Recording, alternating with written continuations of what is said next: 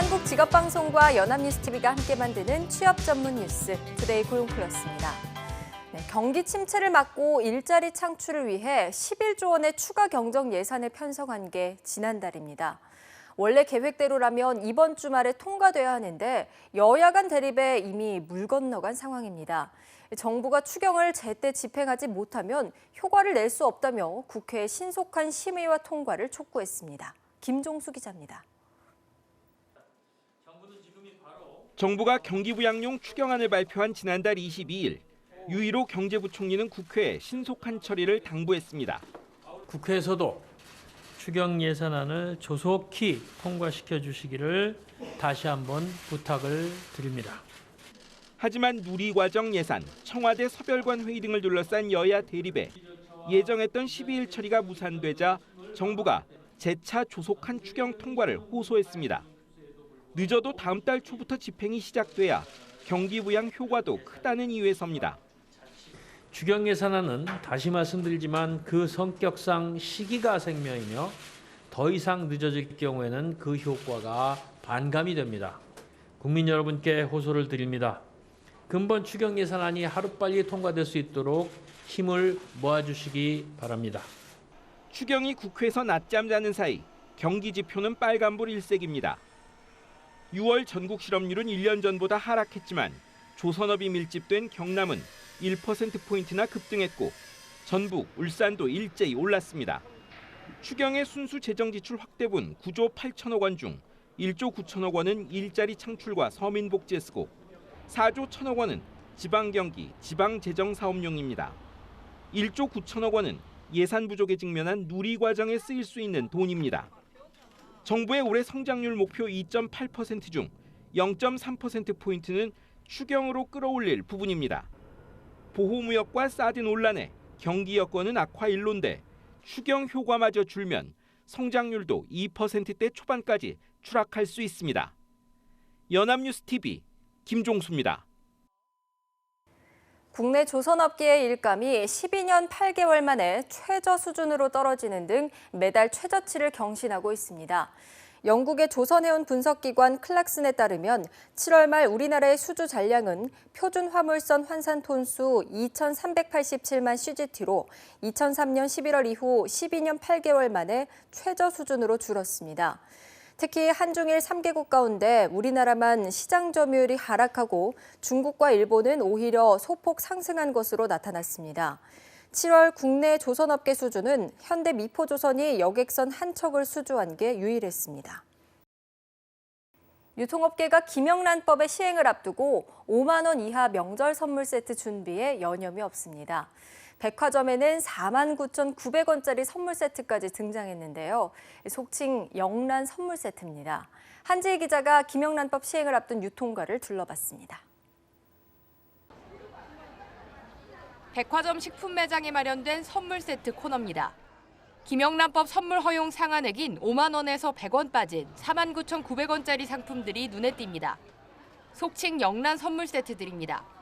고가 상품을 위주로 판매한 백화점은 지난해 추석 매출의 85%가 5만 원 이상 제품들이었지만 올해는 버섯, 견과류 등 5만 원 이하 선물이 주종입니다.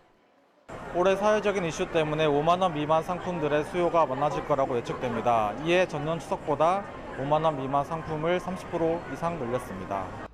명절 때마다 비싼 고급 상품을 전면에 내세우던 호텔들도 콧대를 낮추고 사전 예약 판매에 들어갔습니다. 선물 세트 가격폭을 넓혔고 다양한 품목을 준비했습니다. 올해 같은 경우는 특히나 2만 원대부터 5만 원 미만 상품들의 판매 수요가 많이 늘 것으로 예상되고 있습니다. 대형마트는 최대 30% 할인을 제공하는 사전 예약 판매제를 내세워 열띤 마케팅을 펼치고 있습니다. 특히 백화점이나 호텔과 달리 명절 매출의 90%가 5만 원 미만의 중저가 선물 세트에서 나오기 때문에 걱정 없다는 반응입니다. 백화점에 비해서 중저가 상품 위주의 그 매출이 주를 이루다 보니까요. 고객들의 선택에 있어서 크게 영향이 없을 것 같습니다. 다음 달 시행을 앞둔 김영란법이 유통업계의 명절 선물 지형도까지 바꾸고 있습니다. 연합뉴스TV 한지희입니다. 경기가 얼어붙고 채용시장 문이 좁아지자 일을 그만두는 사람이 감소한 것으로 나타났습니다. 한국노동연구원이 통계청의 자료를 분석한 결과 올해 상반기 이직자는 2월과 3월만 빼고 모두 감소했습니다. 특히 6월에는 1년 전 같은 달보다 21만 8천 명이나 줄었습니다. 이직자는 이전 직장을 떠난 지 3개월이 지나지 않고 여전히 취업하지 못한 경제활동 인구를 의미합니다. 다만 정리해고 때문에 일자리에서 쫓겨난 이직자는 3월에 2만 1,000명이 늘어나는 등 6월까지 증가세를 보이고 있습니다. 청소년들의 진로 찾기에 관심 있는 분들 많으실 텐데요. 철도 기관사가 꾸민 청소년들을 위해서 부산교통공사가 도시철도 기관사를 체험할 수 있는 행사를 준비했습니다. 차근호 기자가 보도합니다. 시민의 발 부산도시철도. 안전을 최선봉장에서 책임지는 건 기관사의 역할입니다. 지난 5일 부산도시철도에 특별한 기관사들이 탑승했습니다. 시민들로 구성된 1일 기관사들. 전동차를 통째로 빌려 베테랑 기관사가 실제 운전하는 장면을 지켜보며 간접 체험을 진행합니다. 시민들에게는 잘 알려져 있지 않은 기관사의 업무를 체험할 수 있도록 교통공사가 마련한 자리입니다. 앞서 시민들은 열차 운행을 통제하는 운전 취급실과 안전체험장을 견학한 뒤 운전 연습실에서 전동차 운전을 교육받기도 했습니다. 제가 지하철 타면서 이런 거 있는지 몰랐는데 실제로 보고 실제로 만지니까 제가 운전사 된 느낌이 같고요. 다시 한번 해보고 싶어요. 체험 행사 참가자에게는 명예철도 차량 운전 면허증도 증정됐습니다. 부산교통공사는 매년 한 번꼴로 이 프로그램을 진행하고 있습니다. 85년도 8월 19일부터 시작된 행사인데 당시에는 64명부터 시작했습니다. 근데 2호선, 3호선이 자꾸 늘어남에 따라 가지고 2010년도 이후로는 100명이 넘었었고 2015년도부터는 120명이 넘었었습니다. 부산교통공사는 기관사 체험을 원하는 승객에게 최대한의 기회를 제공할 수 있도록 노력하겠다고 밝혔습니다. 연합뉴스 차근호입니다. 현대자동차 노조가 10일부터 사흘 연속 파업하기로 했습니다. 현대차 노조는 중앙쟁의 대책위원회 회의에서 10일부터 12일까지 하루 4시간씩 부분 파업하기로 결정했습니다. 노사는 오늘부터 임금 협상도 재개합니다. 노조는 올해 임금 협상에서 기본급 7.2% 인상과 전년도 순이익의 30% 성과급 지급 등을 요구했지만 회사 측과 합의하지 못했습니다. 전국을 떠들썩하게 했던 학교 전담 경찰관과 여고생 성관계 사건의 경찰 징계위원회가 오늘 열립니다. 사건 관련 보고를 누락하거나 축소한 책임을 묻는 건데 정작 부산경찰청장 등 간부 6명은 징계위 회부 대상에서 제외됐습니다. 황정현 기자입니다. 부산 학교 전담 경찰관 사건에 대한 징계위원회가 오늘 열립니다. 경찰청은 오늘 오후 2시부터 이번 사건을 축소 보고하거나 은폐한 것으로 드러난 경찰관들에 대해 징계 수위를 결정할 계획입니다. 앞서 경찰특별조사단은 사건 당사자인 2명의 학교 전담 경찰관을 비롯해 부산경찰청장 등 지휘선상에 있는 17명에 대해 징계가 필요하다고 결론을 내렸습니다. 그러나 징계위에는 이상식 부산경찰청장 등 간부 6명을 제외하고 11명만이 회부됐습니다. 경찰청 관계자는 이번 사건에 대한 보고를 받지 못했기 때문에 막연한 지휘 책임을 징계로 묻는 건 적절치 않다고 판단했다며 총괄적인 책임이 있는 만큼 징계위 결과가 나오면 이후 엄중 경고할 방침이라고 말했습니다. 그러나 강신명 경찰청장에 이어 경찰 지휘부 관계자들이 줄줄이 징계 대상에서 제외돼 우려했던 것처럼 셀프 감찰의 한계를 드러낸 것 아니냐는 지적의 목소리가 나오고 있습니다. 이번 징계위 결과는 이르면 이틀 뒤 개별적으로 통보될 예정입니다. 연합뉴스TV 황정현입니다. 앞으로 유치원 교사도 초중고교 교사처럼 교원의 능력을 진단하고 평가하기 위한 교원 능력 개발 평가를 받아야 합니다. 교육부는 교원 능력 개발 평가 실시 대상에 유치원 교원을 포함하는 내용의 규정 개정안을 입법 예고한다고 밝혔습니다. 초중등학교에서는 2010년 3월부터 교원 능력 개발 평가가 전면 시행됐으며 유치원은 국공립 유치원과 희망하는 사립 유치원을 중심으로 시범 운영을 해왔습니다. 유치원 교원 능력 개발 평가는 학습 지도와 생활 지도 등 교원의 교육 활동 전반에 대해 동료 교원의 평가와 학부모 만족도 조사 방식으로 이뤄집니다. 지난 봄에 있었던 알파고와 이세돌 구단의 바둑 대결은 인공지능에 대한 화두를 던져줬습니다. 인공지능으로 대체되는 직업이 늘어날 것이란 소식도 기억하실 텐데요. 문화예술계도 인공지능 활용 방안을 다양하게 모색하고 있는 가운데 클래식 음악을 작곡한 인공지능의 능력이 소개됐습니다. 보도에 임은진 기자입니다. 고도의 창의력이 요구되는 예술 영역. 인공지능이 범접하지 못할 인간의 마지막 보루로 여겨집니다. 여기에 에밀리 하월이라는 이름의 인공지능 작곡가가 도전장을 던졌습니다. 미국 UC 센터크루스 대학의 데이비드 코프 연구진이 개발한 이 작곡 프로그램은 입력된 방대한 자료를 분석해 곡을 써 내려갑니다. 예를 들어 모차르트풍의 곡을 원한다면 수많은 모차르트의 작품을 분석해 확률적으로 가장 자주 나왔던 음을 선택해 곡을 조립하는 겁니다. 워낙 방대한 양의 작업이라는 걸 저희가 다 인지하고 있기 때문에 관심 있게 저희는 지켜보고 있는 중이고. 그러나 아직은 기술이 창조의 영역에는 도달하지 못했다는 평가가 지배적입니다. 음의 조합은 가능하지만 음악의 창조는 어렵다는 겁니다. 현대음악에서는 일렉트로닉 뮤직이라든지 아니면 어떤 그런 많은 소스들을 또 컴퓨터나 아니면 인공지능에서도 얻고 있는 경우도 많거든요. 예술에 관한 그런 창조적인 어떤 면이나 아니면 그런 발전은 인간이 전적으로 주도를 해야 된다고. 이번 공연은 인간과 과학기술의 발전을 한꺼번에 느낄 수 있는 청소년 교육 프로그램의 하나로 기획됐습니다. 연합뉴스TV 임은진입니다. 찌는 듯한 무더위가 전국을 뜨겁게 달구고 있지만 묵묵히 폭염과 맞서며 1200도까지 달궈지는 전통 불가마를 고집해 숯을 만드는 부자가 있습니다. 김영우 기자가 그 현장을 취재했습니다.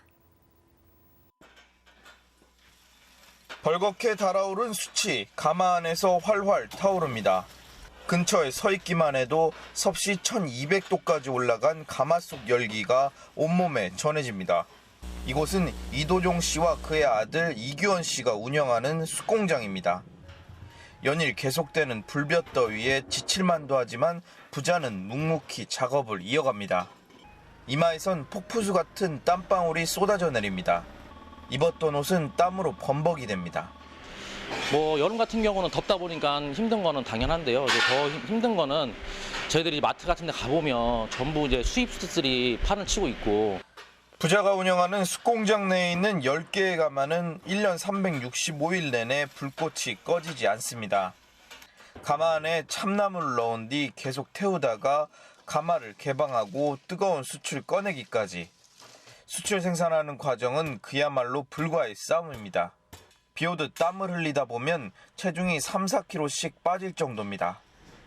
하지만 손님들과의 약속이 있기에 전통적인 불가마를 고집합니다. 우리 숯을 사가지고 가서 그 식당에서 고기를 구워서 먹고서 맛도 있을 때 그때 보람을 느끼는 거죠. 소중한 가치를 지키기 위해 묵묵히 일해 나가는 우리 이웃들의 열정은 살인적인 무더위도 이기지 못한 듯합니다. 연합뉴스 김영우입니다.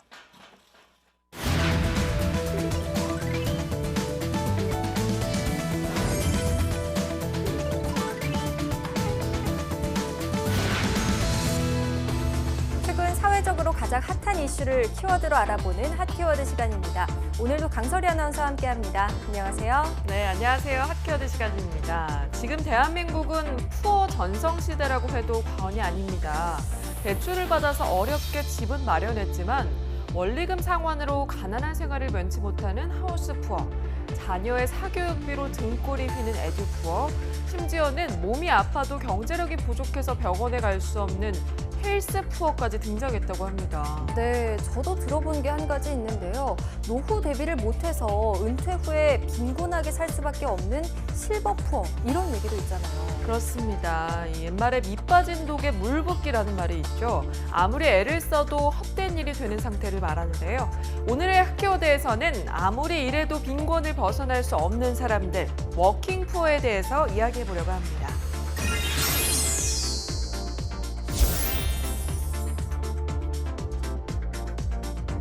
네, 오늘의 핫 키워드 워킹푸어입니다. 요즘에 참 많이 들어본 말이긴 한데요. 워킹푸어의 정확한 의미 좀 알아볼까요? 네, 워킹푸어는요, 직장은 있지만 아무리 열심히 일을 해도 가난을 벗어나지 못하는 근로빈곤층을 말합니다. 방송 보시면서 공감하시는 분들 계실 것 같은데요. 한국인의 연평균 근로시간은 약 2,124시간으로 OECD 34개 회원국 중 멕시코에 이어서 두 번째로 길다고 합니다. 그렇다면 오래 일한 만큼 두둑한 보상을 받고 있을까요? 한국노동연구원 분석에 따르면요. 한국인 전체 근로가구 중 약 71%가 워킹푸어라고 합니다. OECD 평균인 63%보다 더 높게 나타나서요. 우리나라 워킹푸어 문제가 아주 심각하다는 걸 알 수가 있습니다. 네, 10명 중 7명이라고 하니까요. 정말 높은 수치인데요. 그렇다면 직장인 스스로도 나는 워킹푸어다 이렇게 느끼고 있을까요? 그랬습니다. 이 취업포털 사람일의 조사에 따르면요. 직장인의 76.4%가 내가 워킹푸어라고 생각한다고 답했습니다. 무려 직장인 10명 중 8명꼴로 나타난 건데요. 이는 고용 형태에 상관없이 높게 나타났다고 합니다. 비정규직의 84.5%가 자신이 워킹푸어라고 응답했고요. 정규직 역시 72.4%나 되는 직장인이 본인 스스로를 워킹푸어라고 생각했다고 합니다. 네, 아무리 일을 해도 밑 빠진 독에 물 붓기 같이 느낄 수밖에 없는 이 현실이 좀 안타깝습니다. 자, 그렇다면 이렇게 스스로를 워킹푸어다 이렇게 생각하는 이유가 있을 것 같아요. 네, 직장인들에게 스스로를 워킹푸어라고 생각하는 이유를 물어봤는데요.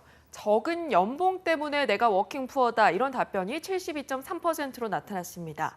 그 뒤를 이어서 높은 물가나 빚 대출금 때문에 워킹푸어라고 느낀다. 또 고용 불안, 양질의 일자리 부족 때문이라는 답변이 그 뒤를 이었습니다. 네, 경제적인 이유 그리고 고용 불안 때문에 스스로를 워킹푸어라고 느끼고 있다니까요. 안타깝습니다.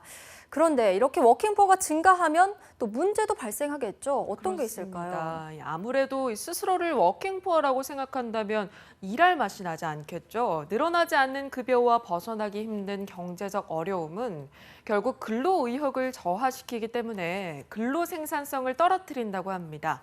워킹푸어가 늘어난다면 전반적인 근로 생산성 저하를 일으켜서 더 큰 경제 문제를 야기시킬 수밖에 없는 거죠. 네, 경제적인 악순환까지 불러온다고 하니까요. 생각보다 워킹푸어 문제가 심각한 것 같은데요. 그렇다면 이 워킹푸어가 등장하게 된 배경은 뭔지도 궁금한데요. 네, 먼저 가장 큰 원인으로는 비정규직의 증가, 또 임금 저하를 들 수 있습니다. 우리나라는 OECD 회원국 중에서 저임금 노동자 비율이 두 번째로 높은 나라인데요. 저임금 노동자는 전체 평균 임금의 3분의 2 이하를 받고 일하는 근로자를 가리킵니다. 한국 상용 노동자 중 23.7%가 이 저임금 노동자라고 합니다. 4명 중 1명 정도가 저임금 노동자라는 거죠. 또 비정규직 문제도 심각한데요. 외환위기 이후 인건비 절감 등을 이유로 늘어난 비정규직은 지난 3월 615만 6천 명을 넘어섰다고 합니다. 한시적 근로자와 시간제 근로자를 제외하고도 32%에 해당하는 수치인데요. 이렇게 비정규직 양산은 고용 불안과 임금 불평등을 야기해서 생산성 하락을 불러오게 되는 거죠. 네, 얼마 전 또 OECD가 발표한 한국 경제 보고서에서도요. 비정규직 문제를 해결해야 할 과제로 지적했습니다. 이렇게 저임금과 비정규직 그리고 또 워킹푸어가 생기는 이유가 있을까요? 네, 있었습니다. 치솟는 주거비 또한 이 직장인을 워킹포로 만드는 데 큰 원인을 만들고 있었습니다. 취업포털 잡코리아가 주택계약을 맺은 직장인 2,062명을 대상으로 조사를 했는데요. 49.5%가 자금 마련을 하기 위해서 대출을 받은 것으로 드러났습니다. 매매나 임대 계약금 마련을 위해서 진 빚을 다달이 갚고 있는 거죠. 특히 월세 거주자는 평균 월급의 27.4%를 주거비로 쓰고 있다고 응답해서요. 직장인들의 주거비 부담이 상당히 크다는 걸 알 수가 있었습니다. 네, 맞습니다. 자, 그럼 워킹푸어가 서울에서 내 집 마련을 하려면 얼마나 걸릴까요? 가능할까요? 네, 한국경영자총협회가 발표한 대기업 신입사원 초봉은 290만 9천 원입니다. 이걸 기준으로 했을 때 서울에서 4억 3천만 원 하는 전용 면적 84제곱미터 아파트를 사려면요. 13년 동안 월급을 단 한 푼도 쓰지 않고 또 세금도 내지 않고 집값도 오르지 않아야 겨우 내 집을 마련할 수 있다고 합니다. 네, 정말 월급을 모아서 직장만을 한다는 것은요, 불가능에 가까워 보입니다. 자, 그렇다면 직장인들이 생각했을 때 워킹포에서 벗어나기 위해서 가장 필요한 것 뭐라고 답했나요? 네, 다름 아닌 연봉 인상이었습니다. 한국에서 워킹포어로 살지 않으려면 최소 얼마의 연봉을 받아야 할까요? 직장인들은 4,077만 원은 돼야 한다고 답했습니다. 그렇지만 실제로 스스로를 워킹포어라고 느끼는 이들의 평균 연봉은 2,763만 원. 직장인의 바람은 훨씬 못 미치는 걸 볼 수가 있었습니다. 네, 바늘 구멍보다도 좁다는 그 취업문을 어렵게 통과해서 들어간 직장인데요. 막상 입사를 하고 나니까 직면하게 된 씁쓸한 현실, 정말 씁쓸하고 안타깝습니다. 그렇습니다. 이 때문에 직장인들은 입사를 해서도 워킹푸어에서 벗어나기 위해서 끊임없이 노력을 하고 있었습니다. 계속해서 자기 자신을 업그레이드하기 위해서 자기 개발을 한다는 답변이 절반 이상이었고요. 생활비를 절약한다는 답변이 그 뒤를 이었습니다. 그 밖에도 계획적으로 소비를 한다, 로또 등 복권 구매를 한다, 부모님과 생활한다는 답변 등이 그 뒤를 이었습니다. 네, 실제로 청년 10명 중 4명은요, 한 달에 한 번 이상 복권을 구매한다고 들었습니다. 그만큼 팍팍한 현실을 반증하는 것 같은데요. 막상 취업을 해도 나아지지 않는다는 현실이 많은 청년들의 기운을 빠지게 하는 것 같습니다.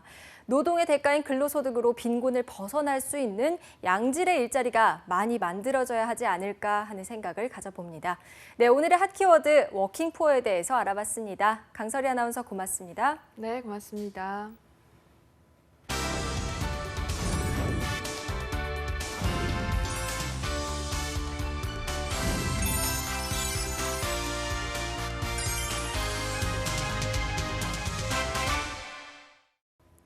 네, 투데이 고용 플러스 오늘 준비한 소식은 여기까지입니다. 오늘도 함께해 주신 여러분 고맙습니다.